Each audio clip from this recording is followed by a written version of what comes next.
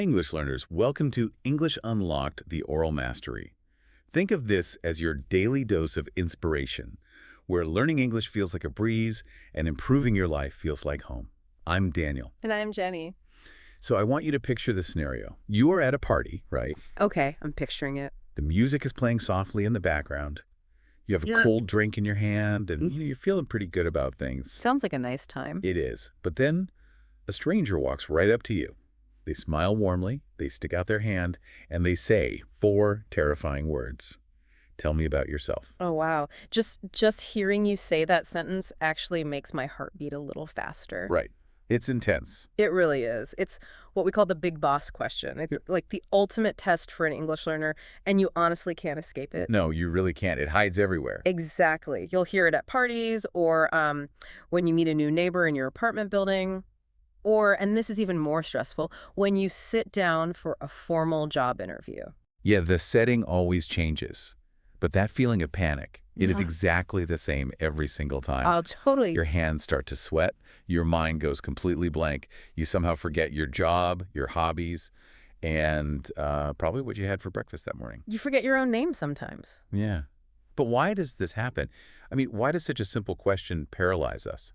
We know who we are, right? Well, yes, we do know who we are, but neurologically speaking, your brain is experiencing something called the paradox of choice. The paradox of choice. Okay, break that down for us. What does that mean in simple terms? Sure. So when someone asks an open-ended question like, tell me about yourself, they aren't giving your brain a specific direction to go in. Right, it's too broad. Exactly.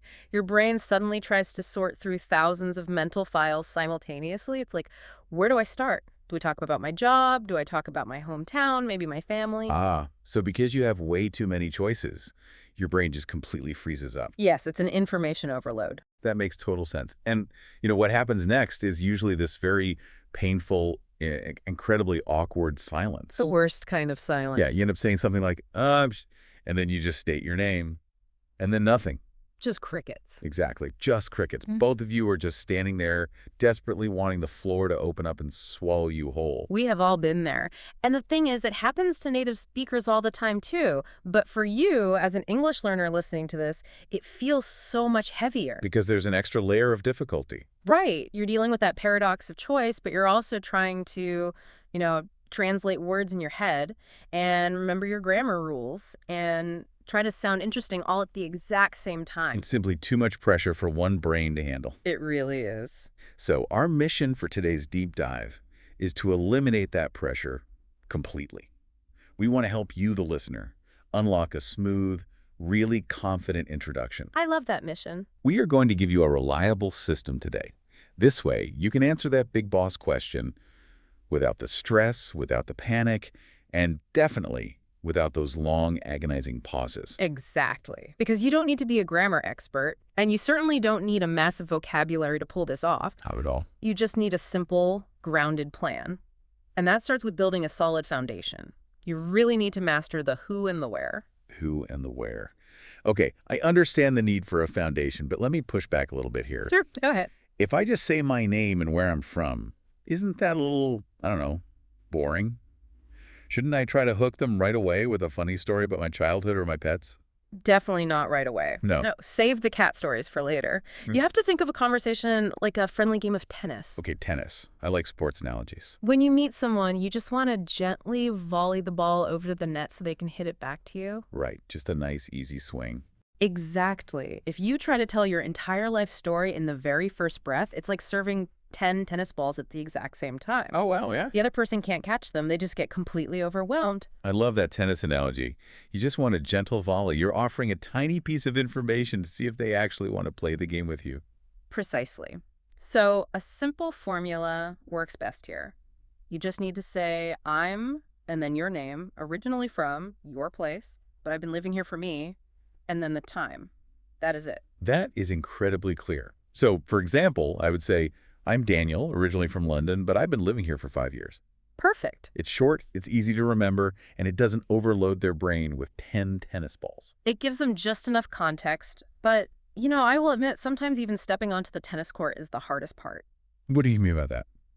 Well, sometimes before you can even use your simple formula, you have to break the ice. You have to find a way to lower that emotional wall between two strangers. Oh, that makes sense. Yeah, and I actually have a slightly embarrassing story about this from just yesterday. Oh, please share. What happened yesterday? Well, I was taking a walk through the local park. It was a really beautiful afternoon, and I saw this woman sitting on a bench, and I wanted to sit near her. Okay.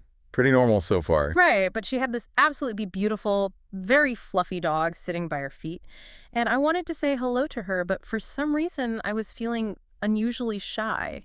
Really? You? Yeah. The words just wouldn't come out. I was totally frozen. So what did you do? Did you just sit there in silence on the other side of the bench? No, I used a crutch. Instead of talking to the woman, I looked down and started talking directly to her dog. You talked to the dog. I did. I said, "Hello there, you're a very handsome boy, aren't you?" Yeah. And I ended up talking to this dog for 3 full minutes before I even made eye contact with the owner. 3 minutes. That is a very long time to ignore a human being. She must have thought you were ignoring her on purpose. I know. I realized it was getting a bit weird. So to recover, I finally looked up at her. I smiled widely and used a really playful opening. What did you say? I said, "Sorry, I live nearby. Your dog is much more polite than me." Oh, that is brilliant. That is so good. It's self-deprecating, it's funny, and it completely breaks the tension. It really did. She burst out laughing, and instantly that invisible wall between us just disappeared. Wow, just like that. Yeah. After she left, it was incredibly easy to use my simple formula and introduce myself. We ended up having a really lovely chat. That is a perfect example of easing into an interaction. You know, it reminds me of an analogy I often use with students. I think a good introduction is exactly like opening a door to your house. Opening a door. Okay, tell me more about how that works. Well, when you meet someone new, you just want to open the door an inch or two. You give them a little peek inside your life.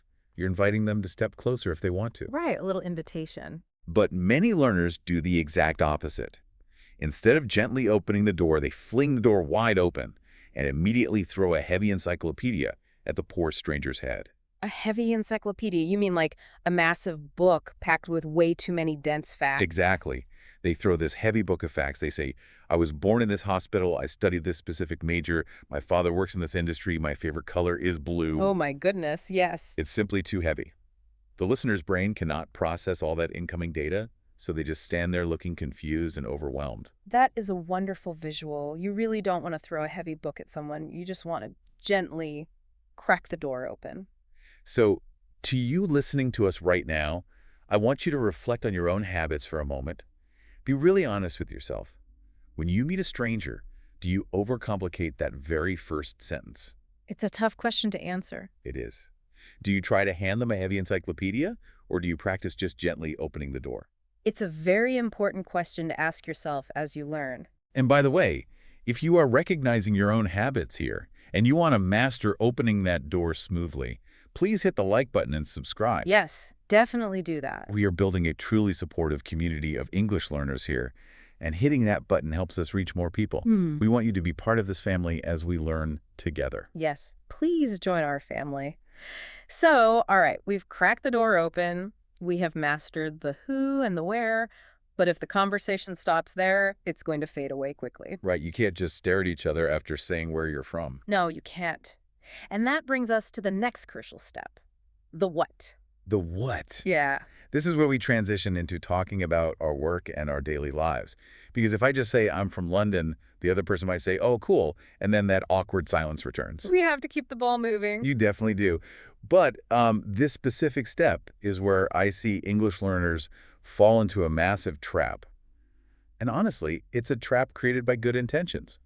What kind of trap? The trap of using overly complicated academic vocabulary. Oh, yes, I see this all the time. When people talk about their jobs, they suddenly feel this intense pressure to sound incredibly professional or highly educated. They try to translate formal, complex words directly from their native language into English. Right, but wait, as language learners, aren't we supposed to expand our vocabulary? Shouldn't we try to use those impressive new words we just studied? That is the misconception. Spoken conversational English is very, very different from written academic English. It really is two different worlds. If you use $10 words in a casual conversation, you don't sound smart. You sound like a textbook. It ruins the natural flow. Give us an example of how that sounds. Okay, imagine you ask someone at a casual party what they do for a living. They stand up very straight, clear their throat, and say, I am currently employed in the sector of financial administration. Wow. Currently employed in the sector of financial administration. That sounds like an artificial intelligence robot reading the terms and conditions of a legal contract. It really does. Yeah. It's completely unnatural for a friendly chat. It's too heavy. It's that encyclopedia hitting you in the head again. So what is the alternative? How do we fix this robot language? You must aggressively simplify your job description. Avoid long, difficult nouns and passive verbs. Keep it incredibly direct. Okay, so instead of the robot sentence. Instead of the robot sentence, you should simply say, I work in a bank. Or even better, just say, I'm an accountant. I work in a bank. That is incredibly refreshing. It's clear, it's friendly, and the listener's brain processes it instantly without any effort. Exactly. Simple, powerful English is always your best choice. Don't try to impress strangers with big vocabulary words. Impress them with your clear, effortless communication. I completely agree with the simplicity. However, I do see a small problem here. Oh, what's the problem? Well, if I just say, I'm an accountant, that doesn't exactly spark an exciting conversation. The other person might just nod and say, oh, nice. A job title is often a conversational dead end. Ah, you have hit on a very real problem. And that is exactly why you should never, ever just talk about work. Okay. You need a transition. I call it the bridge strategy. Right after you state your simple job title, you must immediately mention what you do in your free time. Ah, so you provide an escape route from the boring work topic. You bring in your hobbies. Yes, you build a conversational bridge for the other person to walk across. You're giving them a fun invitation to join the discussion. I love that. There's an actual psychological principle at play here called the reciprocity reflex. When you share something personal and joyful, like a hobby, it naturally triggers the other person to want to share something joyful back. That is fascinating. Hobbies are universally relatable. I mean, not everyone understands accounting, but everyone understands having fun. Exactly. Let me share a real-world example of this. Think about a friend of mine, Marco. Marco is a chef. Okay, Marco the chef. He works very long, exhausting hours in a busy restaurant kitchen. If Marco meets someone and just says, I'm a chef, the other person might feel a little intimidated. They might not know anything about professional cooking. Right. They might not know what to ask him. They might just say, oh, that sounds hard. So what does Marco do? He uses the bridge. He introduces himself by saying, I'm a chef, but in my free time, I play the acoustic guitar to relax. I'm a chef, but in my free time, I play the guitar to relax. Oh, that completely changes the energy of the conversation. Let's analyze why that is so brilliant. When he mentions the guitar, it gives the listener a choice. Right. They have options now. They can ask about food if they want to, or they can ask about music. And almost everyone loves music. It's so true. I instantly want to ask him, oh, what kind of songs do you play? Or how long have you been playing the guitar? Yes. It turns a boring factual statement into a dynamic, interactive exchange. It becomes a chat between friends, not a resume presentation. That is the magic of the bridge. It gives the listener a hook to grab onto. Let's say you introduce yourself and add, I really love hiking in the mountains. By doing that, you're inviting connection. If you say that to me, my brain instantly lights up. I would immediately say, wow, I love the outdoors too. What was the best trail you've ever hiked? You've given me an easy, fun topic. The bridge makes the other person feel comfortable, which in turn makes you look incredibly charming. Exactly. And by the way, to you listening right now, if you are enjoying these practical tips and you want to show that you are an active part of our oral mastery family today, drop down to the comments right now and simply type the word hello. Yes, just type hello down below. It's a very quick way to practice reaching out, and we genuinely love seeing our family grow in the comments. All right, so let's review. We have built the foundation, we've cracked the door open gently, we've built the bridge by connecting our simple job title with our fun hobby. Are we completely ready for the party? Well, not quite yet. No. What's missing? We still have to face the darkest, heaviest cloud that hangs over every single language learner. We have to conquer the fear. Ah, yes, the fear. This is the invisible enemy that ruins all the good planning. It really is. You can have the perfect simple sentences for your job, and you can have a fascinating hobby to share. But if fear takes over, your introduction will still fail. It's paralyzing. You have the English words sitting right there in your head, but they completely freeze in your throat. And why does this happen? Because of the dreaded grammar fear. It's a psychological bias known as the spotlight effect. You mistakenly believe that there is a bright spotlight shining right on you and that the listener is analyzing every single syllable you speak. Yes.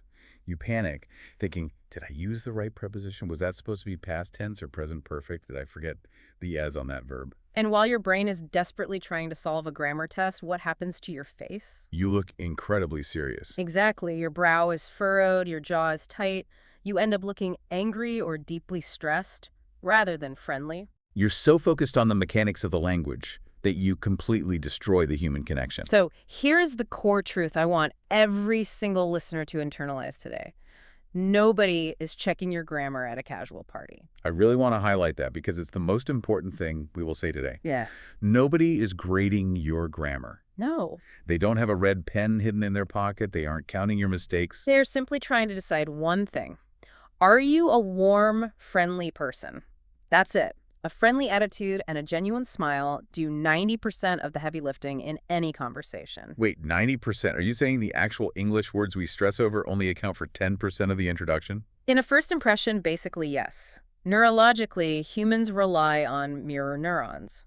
When you give someone a genuine, warm smile, their brain is literally wired to feel safe and to smile back at you. That is amazing. Your body language and your tone of voice are infinitely more important than using textbook perfect grammar.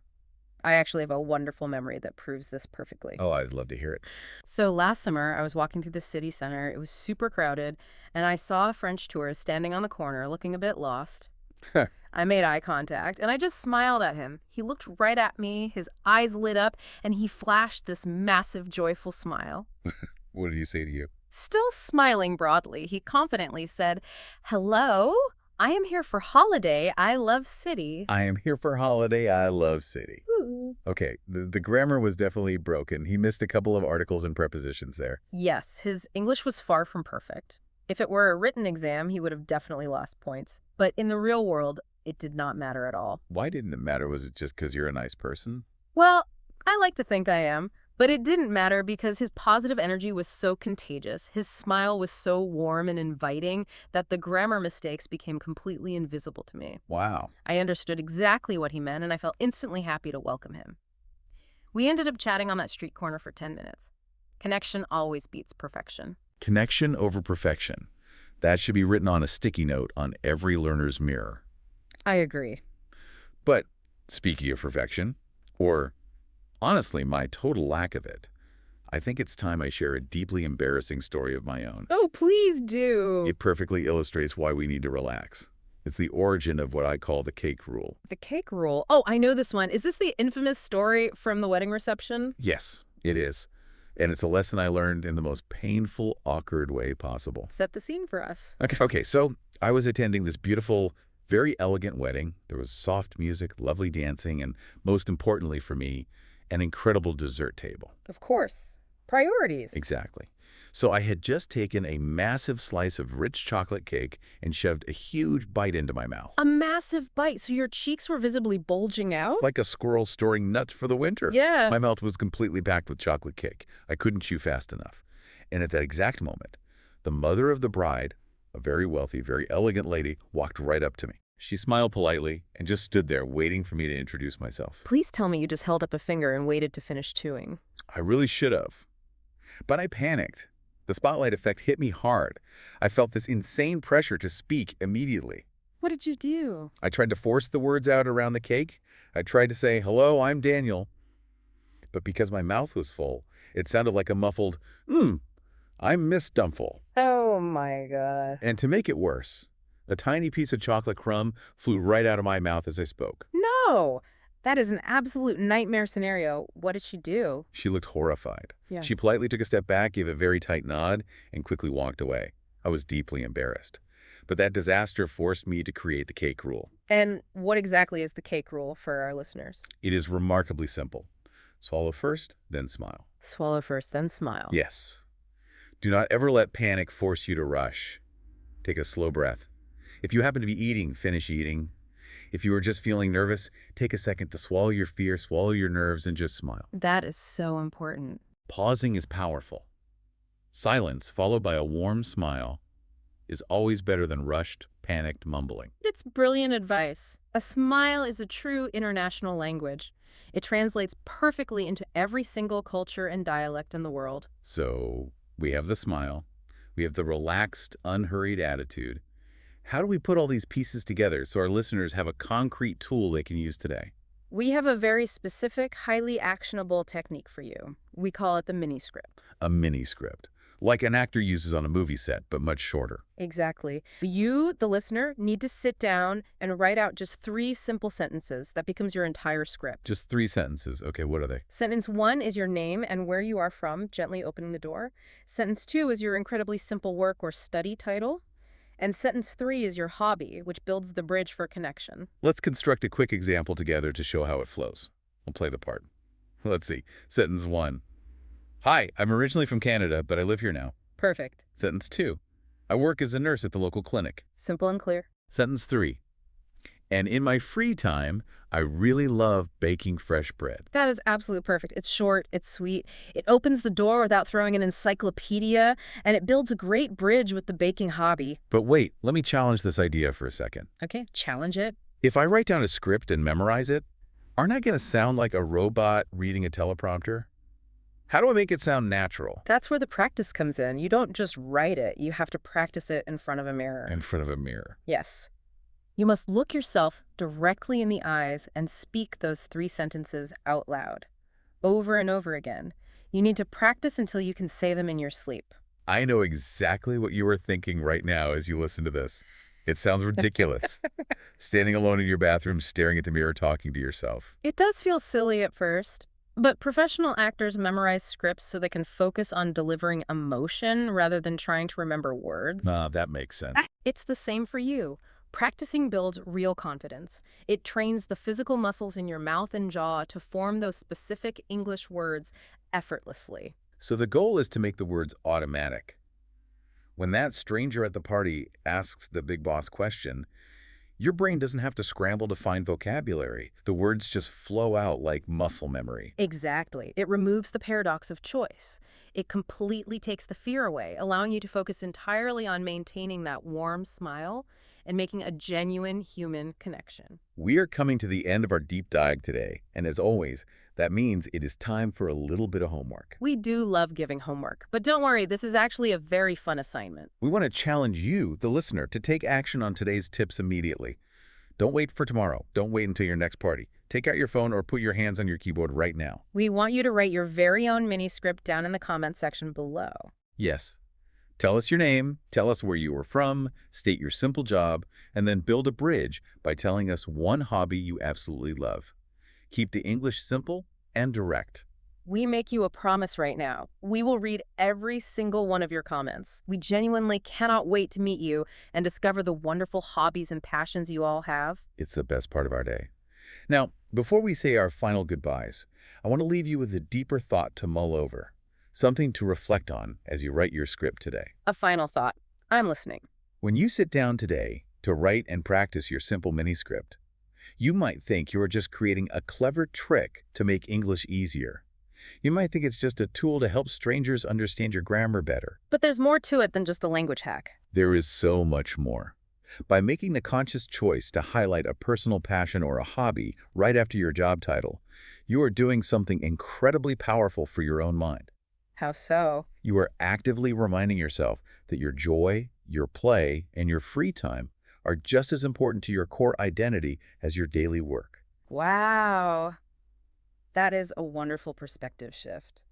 We are so often conditioned to define our entire worth by our profession. We really are. It's so easy to reduce ourselves to our paychecks. I'm an accountant, I'm a manager, I'm a driver, but you are so much more than that. Absolutely. You are a passionate guitar player. You are an adventurous mountain hiker. You are a dedicated bread baker. Highlighting your joy totally changes the dynamic of the conversation. It does. It changes how the world perceives you. People will suddenly see you as a fully formed, interesting human being rather than just a job title.